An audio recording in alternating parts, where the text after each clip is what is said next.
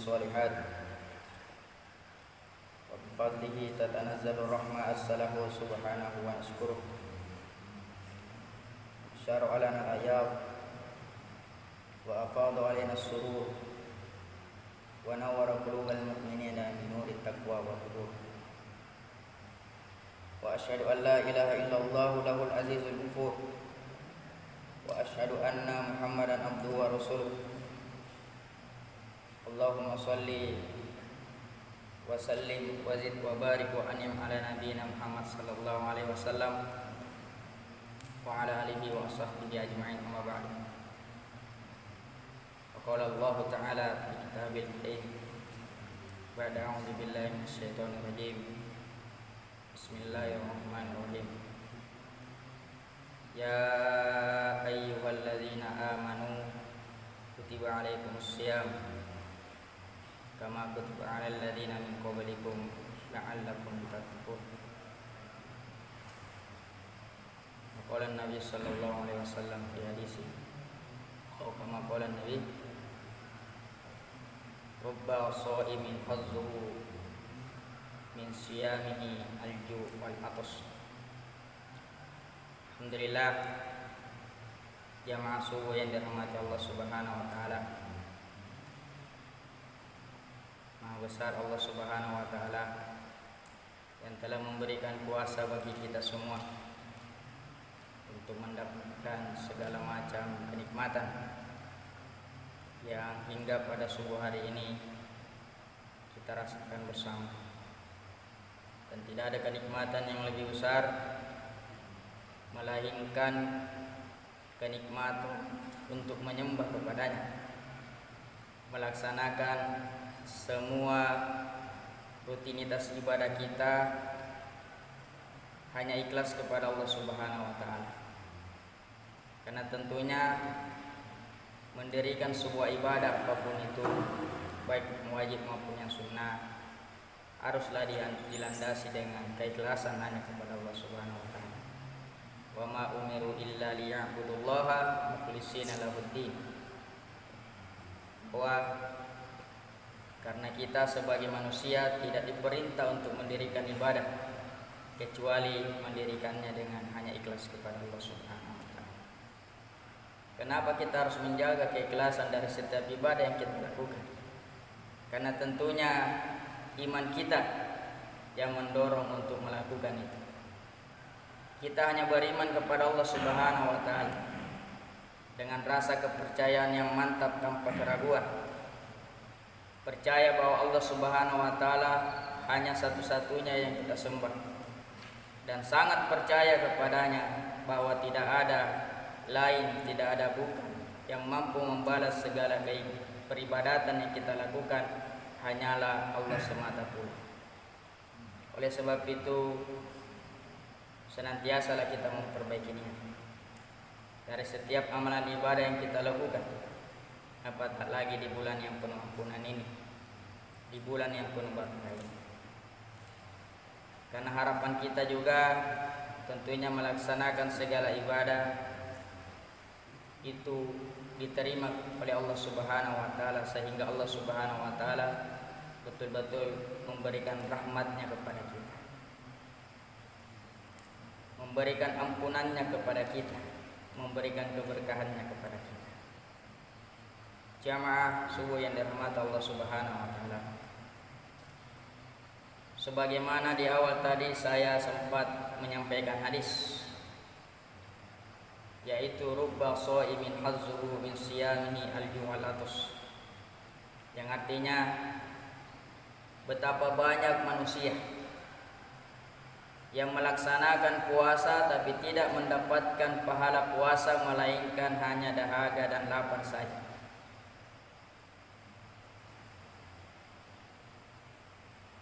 Makna daripada hadis ini cukup mengerikan, cukup menakutkan bagi orang-orang yang melaksanakan puasa. Walaupun mungkin ada hadis yang mengatakan, yang mana juga artinya memberikan kabar gembira kepada kita berupa ampunannya yang sangat luas. yaitu man shoma ramadhana imanan wa ihtisaban ghufira lahu ma taqaddama min dzambi. Barang siapa yang melaksanakan puasa dengan penuh keimanan dan pengharapan kepada Allah Subhanahu wa taala semata, maka Allah akan mengampuni dosa-dosanya baik yang lalu maupun yang akan. Tapi di satu sisi melalui lisan nabinya juga Allah Subhanahu wa taala memperingatkan kita bahwa ada juga orang puasa itu yang mana dimulai dari terbit fajar sampai terbenamnya matahari tapi tidak mendapatkan apa-apa, melainkan hanya dahaga dan rasa lapar saja. Dan tentunya kita sebagai orang yang berpuasa tidak menginginkan itu terjadi kepada diri kita. Nah, oleh sebab itu kita sebagai orang yang beriman mendirikan puasa Ramadan ini haruslah takut dengan sebuah ancaman sebenarnya. Jadi pertanyaannya adalah apa yang kita harus perbuat sehingga puasa yang kita lakukan ini tidak terkesan sia-sia, yang hanya mendapatkan rasa dahaga dan lapar saja, sebagaimana hadis yang dimaksudkan. Oleh sebab itu yang pertama yang harus kita lakukan adalah niat. Selalu memperbaiki niat. Setiap harinya, setiap waktunya, setiap kita melaksanakan ibadah, bahwa ibadah yang kita lakukan itu berdasarkan karena iman. Dan disertai dengan penuh harapan yang sangat kepada Allah Subhanahu wa taala agar diterima,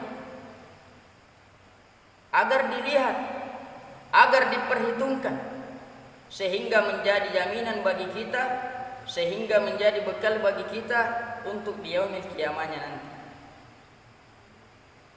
Jadi jangan terlalu bangga terhadap pahala yang kita kumpulkan di bulan Ramadan ini, karena jangan sampai apa yang kita lakukan dengan susah payah tetapi terkadang diselingi dengan hal-hal yang mengganggu niat kita hanya kepada Allah. Mungkin ada riya di sana, ya. Ada sifat yang pengen dilihat oleh manusia. Mendirikan sholat lail berjamaah itu sangat berbeda dengan mendirikan sholat lail secara sendiri. Tetapi karena memang kita dianjurkan secara kelembagaan untuk melaksanakannya secara jemaah, karena untuk menghimpun kekuatan juga. Kalau kita sendiri terkesan kurang semangatnya, oleh sebab itu kita dianjurkan untuk senantiasa berjamaah dalam kondisi apapun. Oleh sebab itu marilah kita selalu memperbaiki niatnya sehingga betul-betul murni tanpa tercampur dengan sesuatu apapun yang dapat merusak. Kemudian yang kedua adalah selain niat untuk tidak menjadikan puasa kita menjadi sia-sia, adalah mengilmui segala apapun tentang puasa Ramadan ini. Bahwa kita harus mengerti betul tentang makna puasa itu. Kita mengetahui makna puasa adalah menahan lapar dan dahaga dan semua yang menjadi larangan-larangan puasa. Kita harus mengerti betul, memahami betul, sehingga kalau kita sudah mengerti dan memahami apa yang menjadi daripada makna puasa itu, maka tentunya kita akan terhindar dari larangan-larangan yang mengakibatkan batalnya puasa atau mengurangi pahala puasa tersebut. Kita mengerti bahwa dalam puasa ini yang kita tahan tidak hanya sekedar lapar dan dahaga saja. Tidak hanya mulut yang kita tahan dari nikmatnya makanan dan segarnya minuman. Tetapi kita harus paham bahwa seluruh instrumen yang ada dalam diri kita juga perlu kita tahan. Makanya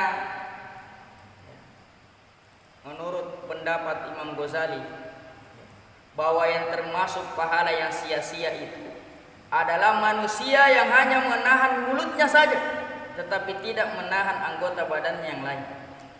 Seperti matanya tidak dijaga untuk melihat yang mana sesuatu yang diharamkan oleh Allah Subhanahu wa taala. Telinganya juga dia tidak jaga dari mendengarkan sesuatu yang dimurkai oleh Allah Subhanahu wa taala. Tangan dan kakinya begitu pula. Maka inilah yang dianggap orang yang menyia-nyiakan pahala puasa. Inilah yang dianggap orang-orang yang merugi dalam menjalankan ibadah puasa. Karena bisa saja mulai dari terbit fajar sampai terbenam matahari dia menahan segala apa yang membatalkan puasa. Tetapi setelah mereka berbuka, maka dia buka tirai-tirai kemaksiatan kepada Allah Subhanahu wa taala. Maka inilah yang dimaksud dengan orang-orang yang merugi ketika menjalankan puasa. Jadi marilah kita mengilmu, marilah kita memahami, sehingga kita betul-betul terhindar dari hal-hal yang merusak ibadah puasa kita. Kemudian yang ketiga yang harus kita lakukan adalah senantiasa memohon ampun kepada Allah Subhanahu wa taala.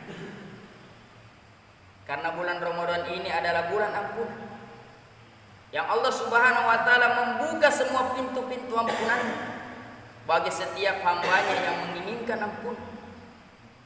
Hanya orang-orang yang menginginkan saja. Karena bukankah dalam ayat puasa yang terpanggil adalah orang yang beriman. Dan ciri-ciri orang yang beriman adalah orang yang senantiasa mengejar ampunannya Allah Subhanahu wa taala.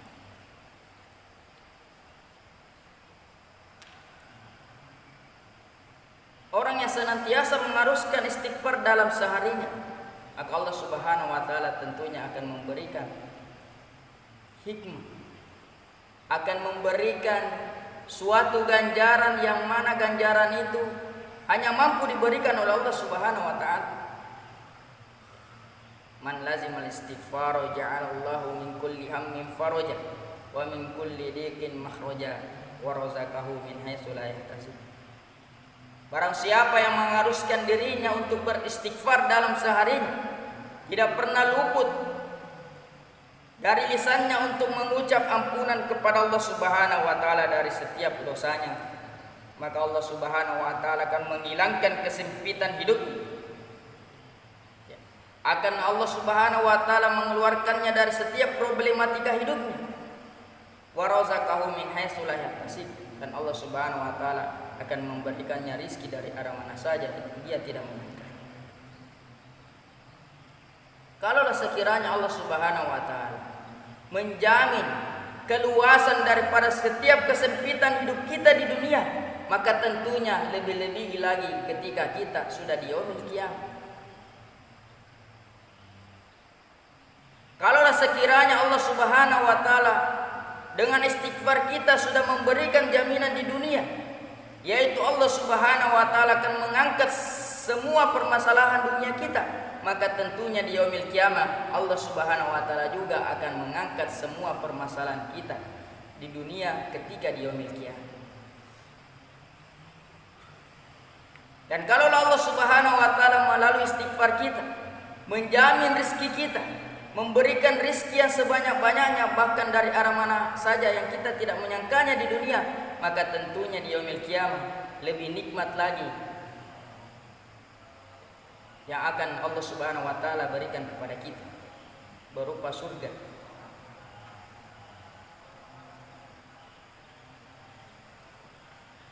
Jadi inilah yang harus kita perbuat. Bukankah kita yakin bahwa Nabi saja orang yang maksum, pilihan Allah Subhanahu wa taala, kekasih Allah Subhanahu wa taala, yang dijamin masuk surga, yang mana dosa-dosanya sudah diampuni Allah Subhanahu wa taala. Di bulan Ramadan ya, ada doa yang senantiasa dipanjatkan oleh Rasulullah sallallahu alaihi wasallam. Allahumma innaka afun karim tuhibbul afwa fa'fu anni. Dalam doa ini Rasulullah sallallahu alaihi wasallam senantiasa meminta ampunan kepada Allah Subhanahu wa taala. Karena memang Allah Subhanahu wa taala itu sangat menyukai hamba-hambanya yang senantiasa memohon ampunan kepadanya.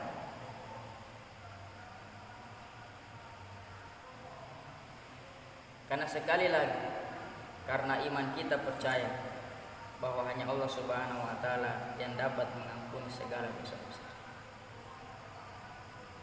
Maka dalam momentum Ramadan ini, marilah kita jadikan diri kita sebagai hamba-hamba Allah Subhanahu wa taala yang beruntung, bukan hamba-hamba Allah Subhanahu wa taala yang merugi walaupun melaksanakan puasa Ramadan. Kita merasa beruntung karena yang pertama kita menjadi orang pilihannya Allah Subhanahu wa taala yang masih diberikan kesempatan untuk hadir di dalam bulan suci Ramadan. Kita beruntung karena masih diberikan kesempatan. Kita beruntung masih diberikan kesehatan. Kita beruntung masih diberikan peluang. Kita beruntung masih diberikan kemudahan dan banyak keuntungan-keuntungan yang lain. Oleh sebab itu manfaatkanlah waktu yang masih tersisa ini untuk senantiasa memperbaiki niat, untuk senantiasa mempelajari daripada makna Ramadan itu, untuk senantiasa tidak luput dari memohon ampun kepada Allah Subhanahu wa taala. Karena tidak ada yang kita harapkan selepas dari bulan Ramadan ini melainkan hanya ampunan Allah Subhanahu wa taala disertai dengan jamaah subuh yang dirahmati Allah Subhanahu wa taala. Ini sedikit saya sampaikan. Mudah-mudahan dapat menggugah semangat kita untuk kembali memperbaiki hari-hari Ramadan kita, sehingga kita percaya bahwa Ramadan tahun ini adalah Ramadan yang terbaik bagi kita. Kita manfaatkan peluang, kita manfaatkan kesempatan yang sebaik-baiknya, dan mudah-mudahan Allah Subhanahu wa taala memberikan pahala yang sesuai dengan janji. Mudah-mudahan Allah Subhanahu wa taala masih memberikan kita kemudahan. Mudah-mudahan Allah Subhanahu wa taala masih mengelapangkan kita untuk senantiasa tetap maksimal menjalani setiap rutinitas ibadah di bulan Ramadan. Sampai di sini cukup sekian dan terima kasih atas perhatiannya. Hadanallahu wa iyyakum ajma'in. Aqulu qouli hadza wa astaghfiru innahu huwal ghafurur rahim. Assalamualaikum warahmatullahi wabarakatuh.